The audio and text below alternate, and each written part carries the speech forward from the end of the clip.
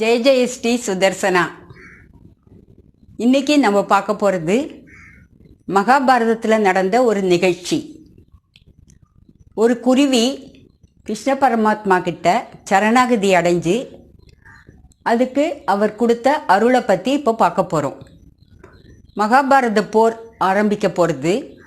அதனால் செடி மரங்கொடி மரம்லாம் சரி பண்ணுறதுக்கு யானைகள் இதெல்லாம் வருது.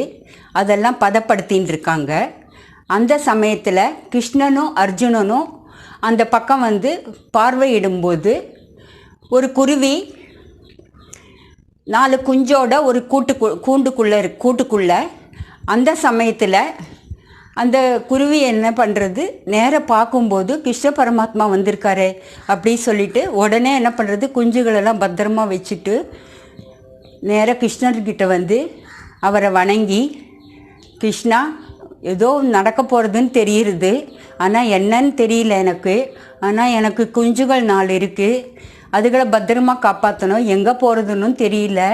என்னை நீ காப்பாற்ற வேண்டியது உன்னோட பொறுப்பு. உங்ககிட்ட நான் சரணாகதி அடைஞ்சிட்டேன், நீ தான் என்னை காப்பாற்றணும் பரந்தாமா அப்படின்னு கிருஷ்ணர்கிட்ட வேண்டிக்கிறது.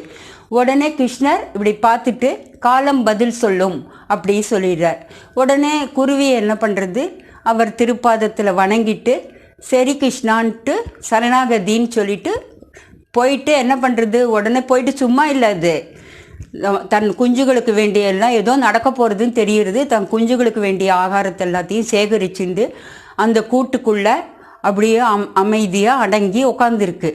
அந்த சமயம் கிருஷ்ணனும் அர்ஜுனனும் இப்படி பார்த்துட்டு இருக்கும்போது அர்ஜுனன் கிட்ட கிருஷ்ணர் சொல்கிறார், வில்லு அம்பு கொடுப்பாங்க அப்படி சொல்கிறார்.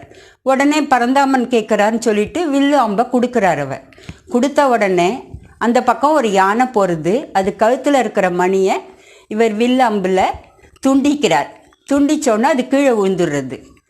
அந்த உடனே அர்ஜுனன் என்ன பண்ணுறான், அவசரம் இல்லையா, என்ன கிருஷ்ணா, யானையை குறி வச்சு அடித்து கடைசியில் மணி விழுந்திருக்கு, என்கிட்ட சொன்னால் நான் எதானே உடனே பண்ணியிருக்க மாட்டேன்னா, ஏன் இப்படி பண்ண அப்படி சொல்கிறார்.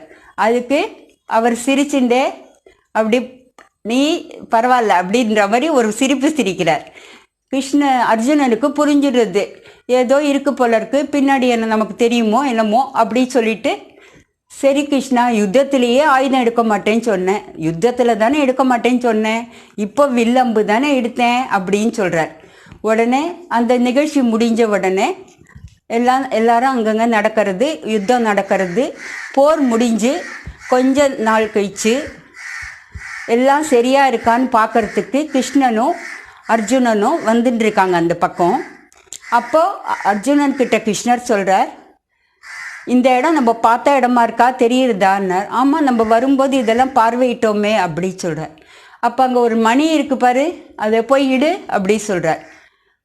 அப்படி சொல்லிட்டு அவங்க ஆச்சரியத்தோடு அந்த மணியை எடுக்கும்போது அந்த மணி பெரிய மணிக்குள்ளே அந்த 4 குஞ்சோட அந்த குருவி ஆனந்தமாக இருக்குது. அப்படியே எழுந்து அது கிருஷ்ணர் பாதத்தை வணங்கிறது. சரணாகதி பண்ணிட்டேன் கிருஷ்ணா, நாங்கள் ரொம்ப நல்லா இருக்கோம்னு சொல்லிட்டு அது தன்னோட கூட்டம் மாற்றிட்டு கிளம்பிடுறது. அர்ஜுனன் சொல்கிறான், இப்படியா ஒரு கருணை இருக்கும், குருவிக்கு கூட சரணாகதி பண்ணி இவ்வளோ நல்லது நடந்திருக்கே, நமக்கு மணி அருந்து போச்சு, நம்ம என்னென்னமோ சொன்னோமேன்னு பழசெல்லாம் ஞாபகம் அர்ஜுனனுக்கு ரொம்ப புத்தி வருது. என்னடா இது, கிருஷ்ணர் பண்ணால் நிச்சயமாக ஒரு நல்லது நடக்கும், சரணாகதிக்கு எவ்வளோ பெரிய முக்கியத்துவம் அப்படின்றது. இப்போ நம்ம குருவி நிலைமையில இருக்கோம், போர் நடக்கிறப்பல நம்ம சுற்றி நிறையா நிகழ்ச்சிகள் நடக்கிறது, என்னென்னமோ இருக்குது, உறவுக்காரால மற்ற இடத்துலலாம் நடக்கும்போது அதெல்லாம் பற்றி சிந்திக்காமல் பகவான்கிட்ட சரணாகதின்னு அடைஞ்சிண்டு அந்த குருவி சேகரித்தாப்புல நமக்கு தேவையானதை நம்ம செய்ய வேண்டிய விஷயங்களை நல்லபடியாக நம்பிக்கையோடு நம்ம செஞ்சு பகவானை பிரார்த்தனைன்றதை பண்ணோம்னா நிச்சயமாக நம்ம வாழ்க்கை ரொம்ப ரொம்ப ரொம்ப ரொம்ப நல்லா இருக்கும். எல்லாரும் அந்த பிரார்த்தனையை முயற்சிப்போம், பகவான் நாமாவை சொல்லுவோம், பிரார்த்தனையுடன் நல்ல வாழ்க்கை வாழ்வோம். ஜெய ஜெய ஸ்ரீ சுதர்சனா.